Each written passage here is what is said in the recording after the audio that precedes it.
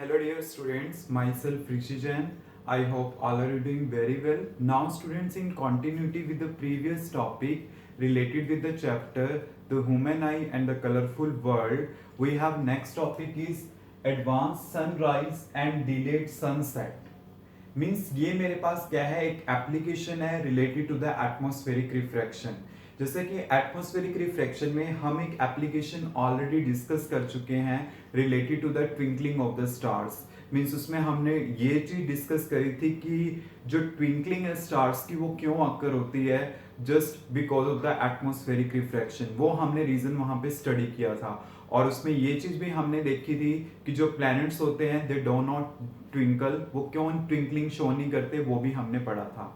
अब हमारे पास जो नेक्स्ट एप्लीकेशन है वो क्या है, advance sunrise and delayed sunset. इसके बारे में हमने डिस्कस करना है.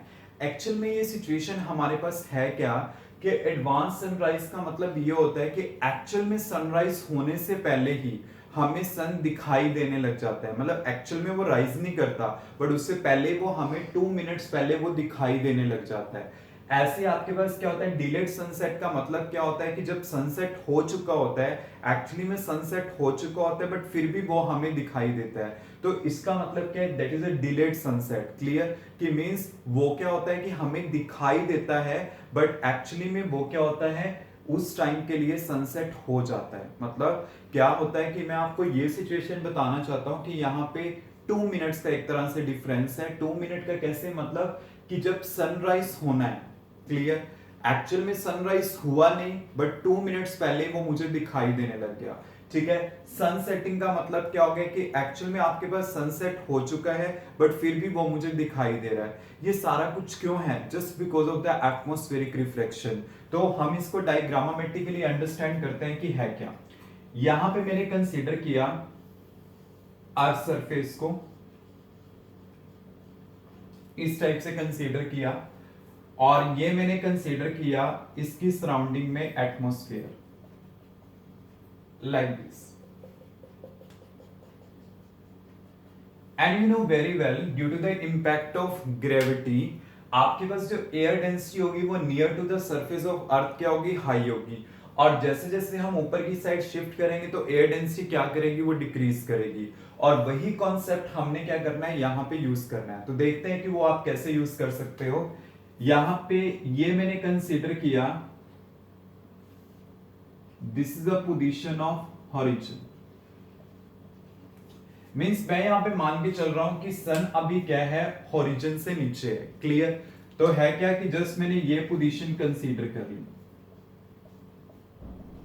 Like this. ठीक है. तो रेस क्या कर रही है, यहां पे स्ट्राइक कर रही है. जैसे मान लीजिए रेस यहां से यहां स्ट्राइक करी, ये ऐसे. अब इसने जाना किस टाइप से था, इस टाइप से जाना था और ये मैंने बनाया इसका नॉर्मल. क्लियर. आपको पता है ये रेयर मीडियम है और ये क्या है, डेंसर मीडियम है. बिकॉज आपको मैंने ये चीज बताई है, जो एयर डेंसिटी होगी near to the surface of earth ज्यादा हाई होगी. जैसे जैसे हम अवे शिफ्ट करेंगे देन वो क्या करेगी, डिक्रीज करेगी. तो है क्या कि जैसे इसको जाना इस टाइप से था, ये मैंने बनाया नॉर्मल. तो ये कैसे जाएगी, टुवर्ड्स द नॉर्मल. मींस ये इस टाइप से जाएगी. अगर हम इसके रेफरेंस में देखते हैं तो मुझे ये पोजीशन अपीयर होगी, मींस लाइक दिस. ये पोजीशन हमें क्या हो जाएगी, अपीयर हो जाएगी. तो ये मेरे पास क्या थी, this is a real position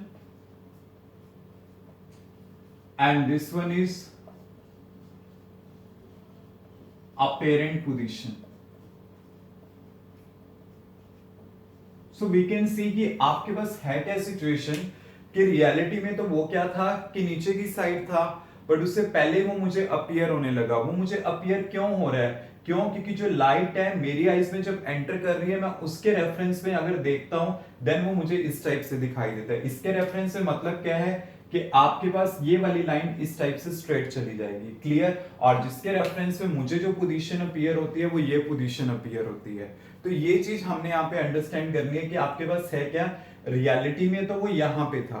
clear. और जैसे टुवर्ड्स नॉर्मल गई देन इस लाइन के रेफरेंस में मुझे क्या होता है, ये इस साइड से अपीयर हो जाता है. क्लियर. तो मींस अपेरेंट पोजीशन क्या हो रही है, ऊपर की साइड, बट रियलिटी में वो नीचे की साइड है। और ये जो टाइम डिफरेंसिंग होती है वो कितने मिनट की होती है, 2 मिनट्स की होती है। ऐसे आपके पास क्या होगा, डिले का केस होगा। क्लियर? तो मींस क्या है, this is all because of the atmospheric refraction. Clear?